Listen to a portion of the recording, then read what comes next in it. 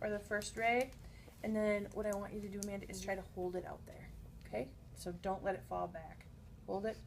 Hold it. Okay. So it's a very difficult task to do. Some of you will find out that you have a skill that you didn't know you had previously. Most of us don't. What you're doing is palpating for that muscle, and so you can feel that muscle contract very well when she does that, even though she wasn't super successful at doing that. Sorry. So this is not one that you're going to do a formal manual muscle test grade. Instead, you're going to describe it narratively. So you might be able to say, able to palpate muscle activation, or if she's able to hold her toe out there, I would document able to maintain test position. Okay. If you have someone who's just really crazy good, they might be able to actively abduct themselves, although it does happen, but it's very rare. Okay. So this is another one of those where you wouldn't give a manual muscle test. So flexor hallucis brevis is going to be responsible for flexing the MTP, right? So I'm going to stabilize the first metatarsal. I'm going to ask you, now remember this is an active test. Go ahead and relax. This is an active test, so patients need to do the test. It gets really tricky because we don't have this kind of neural control of our toes. Okay, when we do the lumbricals and interossei, that test is just kind of crazy, right? So I will first say, okay, what I want you to do is try to bend just at this knuckle, just like that. Okay, go ahead and do that for me. There you go. Okay, now hold it there and don't let me pull it up. And relax. Now, I'm stabilizing here because what she wants to do is plantar flex her foot instead of flexing her toe. And so I am able to gauge how much of her foot going down is really happening at the MTP or if it's happening at her foot. What I don't want to do is provide resistance to that plantar flexion, just like we've talked about in the fast. If you provide resistance, then that's something they can push against. Okay? Bend that little one. Oh, look how good you are at that. Bend, bend. Okay, now hold it there. Now you see she's recruiting her other toes. And relax. Good. Okay? So flexor hallucis brevis, MTP, flexor hallucis longus, IP. To try to not have the muscles go into active insufficiency, we have the patient into slight plantar flexion. I'm going to stabilize the first ray. Now what I'm going to have you do, Amanda, is bring your toe up like this as far as you can. There you go, good. Now I'm going to come in and I'm applying resistance across both joints. Okay, so do you see that I'm curling her IP joint here? And I'm trying to extend her MTP joint. So I'm resisting at both joints. People behind me probably can't see it, but can you guys see it over here? So I'm doing this with my finger. Okay, so I'm resisting at both. Okay? So the lumbricals and interossei test is exactly like the fingers. So do you remember the finger test? You have the fingers in this position.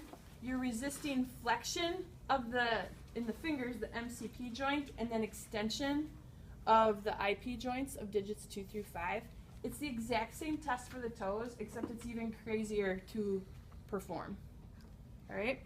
So what I'm going to have you do is I'm going to have you bend your toes here while keeping your toes straight. Okay? Okay, so, and again, it's, if you remember the lumbricals and interossei test in the hand, it's a two-step test. You're going to resist the MTP flexion first, and then resist the IP extension. Okay? So, yeah, sorry I left you there while I was talking.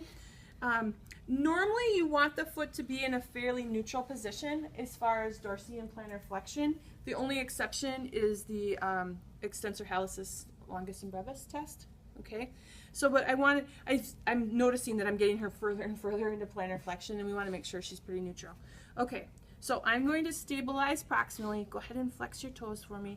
So I'm going to come in, there you go, and I'm going to try to pull you up at that MTP. Now I mistakenly, because I'm left-handed, I wanted to come in this way, but now I'm resisting her great toe, and that's not part of it, right? So I need to switch over. Okay, hold it there for me. And relax. Okay, now we're going to have you go back in that same position, so bend right there. Okay, now I'm gonna try to curl your toes and you don't let me. Okay, so try to get your toes a little bit straighter there. I know it's hard. Okay, hold them there. Don't let me bend them. Don't let me bend them. And relax. So again, this is a test where you give your patient a manual muscle test grade corresponding to the weakest component of that test. So could you give them a 2? She was able to take some resistance, so I would probably give her about a 3+. But let's say Okay, someone's probably. real I would weak. give her a Then. 3+. Want the flexion to occur at the MTP. Let's go ahead and curl your toes for me. There you go. I'm gonna come in. Don't let me straighten them. And relax. And now I'm gonna come up here, and I'm gonna actually put you in extension. I want you to try to just curl the tippy toes of your toes. There you go. Okay, and hold them there.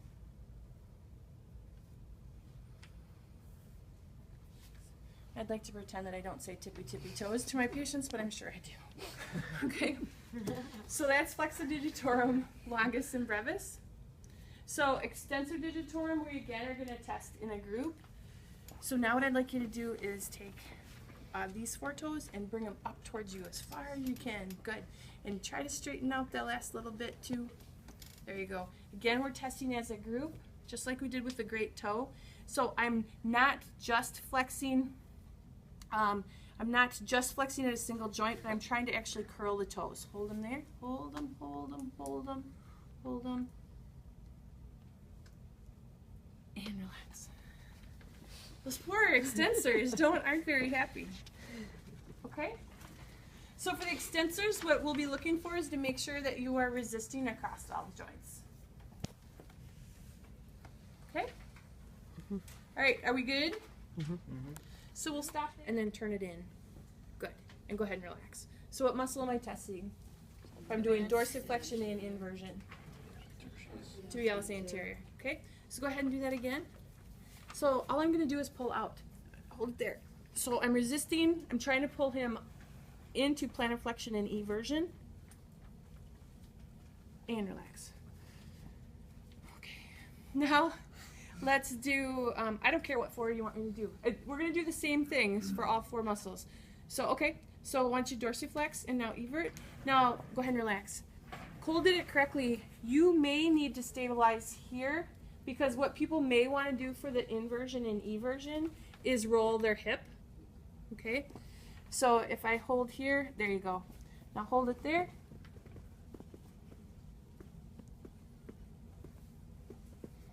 And relax. Good. Okay? So we were testing the peroneus tertius. Now if we're going to test the posterior tib, so I'm going to have you point down and now have the inside of your foot. There you go. Good. Okay, now I'm going to try to pull you up and out of there, so don't let me move you. Ready? And I'm forgetting to breathe and relax. Okay, so we have 1 left. Yep, so I'm going to hold here. So he points his toe and pulls out. Are you okay? Okay, so. Well, I thought I'd win 1. Oh God, my arch scrapped. And relax. Victory! And what I want you to do is point your toes up towards the ceiling. Good. And hold it there and don't let me pull you out of it. And relax. Okay? So you were asking about how I'm pulling on the calcaneus. I'm pulling from back here. Okay? Pushing up? Yeah, I'm trying to pull it up, which would then relax your foot for me. If I was able to pull it up, it would put him into dorsiflexion. Okay? Are you pushing down on my hamstring too? No. I felt that. I might have been. Okay. So you're. I was maybe here, but it was not meaning to. Oh, okay. Okay, I was trying to pull up. And what I want you to do is point your toes up towards the ceiling. Good. And hold it there and don't let me pull you out of it. And relax. Okay? So you were asking about how I'm pulling on the calcaneus. I'm pulling from back here. Okay? Pushing up? Yeah, I'm trying to pull it up, which would then relax your foot for me. If I was able to pull it up, it would put him into dorsiflexion. Okay? Are you pushing down on my hamstring too? No. I felt that. I might have been. Okay. So you're. I was maybe here, but it was not meaning to. Oh, okay. Okay, I was trying You're to not pull trying up to push. off the ground. Good, and go back down. And can you do that 5 times for me?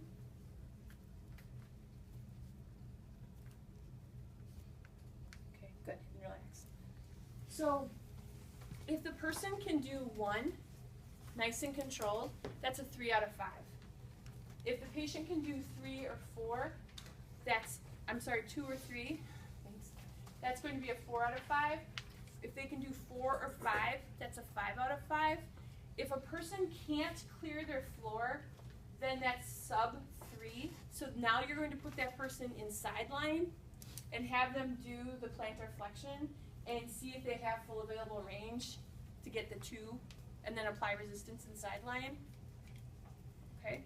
Now, this grading that I'm giving you is actually from Daniels and Worthingham. There are 2 major schools of manual muscle testing. There's Kendall and Daniels and Worthingham. And Kendall is pretty silent on how to grade this. She only explains that the way to test it is with just doing the heel raise.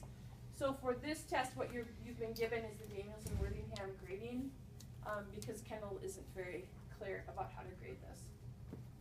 Okay. So, they can hold on for balance. Off the ground, good, and go back down. And can you do that 5 times for me?